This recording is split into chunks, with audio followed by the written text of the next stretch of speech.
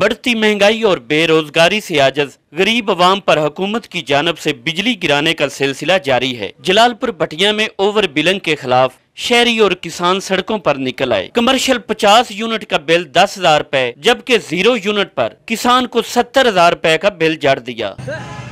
سر دیکھو 0 ریڈنگ ہے 70,000 روپے بل تارنا دے تو کنیکشن کاٹ دیا ہے۔ 3 یونٹ کا 10,000 روپیہ بل آیا، 6,000 روپیہ ٹیکس ہے۔ کس چیز کا ٹیکس ہے؟ غریب عوام مر جاوے کدھر جاوے؟ اپنے بچیاں ہی روزی کھواوے کہ انہاں دے بل تارے۔